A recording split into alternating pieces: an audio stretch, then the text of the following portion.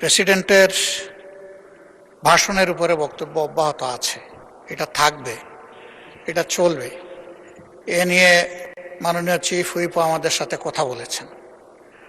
রাস্তা ওইটাও বের হবে, সমস্যা নাই। কিন্তু এই বিষয়টাকে আমরা আরও দুই একবার নোটিশে আনার চেষ্টা করেছি। ৭১ বিধিতে সুযোগ দেওয়া হয়নি। এখনও যদি এইভাবে পাশ কাটিয়ে যাওয়া হয় তাহলে জনগণের কথাকে এখানে আমরা সবাই মিলে আলোচনা করতে পারবো না?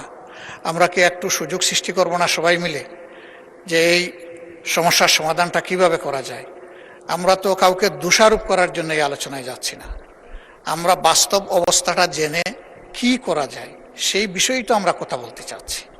তো এখন যদি এই সুযোগই দেওয়া না হয় তাহলে আমরা কি ধরে নেব?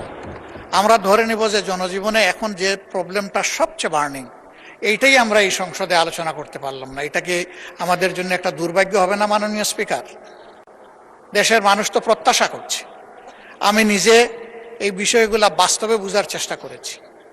পত্রিকায় অনেক কিছু লেখা হয়, সামাজিক মিডিয়ায় অনেক কিছু আসে, তার কিছু বাস্তব কিছু অবাস্তব।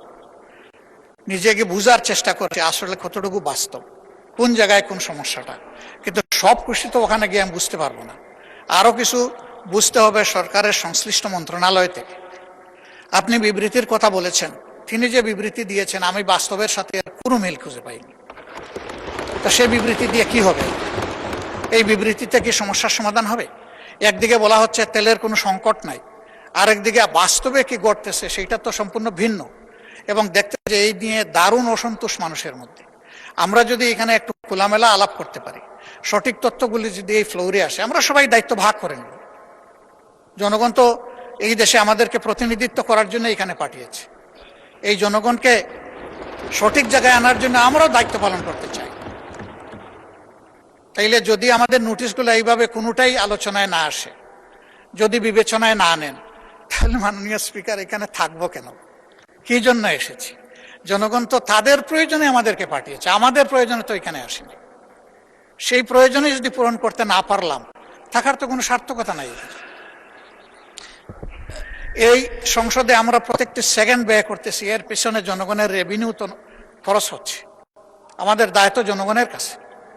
এগুলা তো আমরা আমাদের নিজস্ব সম্পদ দিয়ে গড়ে তুলিনি, জনগণের সম্পদ দিয়ে এটা গড়ে তোলা হয়েছে। আর আমরা কথাটা বলবো এই মুহূর্তের সবচেয়ে বার্নিং যে সমস্যা সেইটা নিয়ে। এইটাই যদি না দেন তাহলে কি আমরা জাস্টিস পেলাম আপনার কাছ থেকে? পেলাম না। মাননীয় নেতা, যদি আমি অনুরোধ করবো যে এইভাবে নোটিশটা নিষ্পত্তি না করে, আপনি আজকে না করেন, একদিন পরে হোক, 2 দিন পরে হোক, বিষয়টা আলোচনার জন্য ফিক্স আপ করেন এবং তখন মুলতবি করে এটা আলোচনা করেন।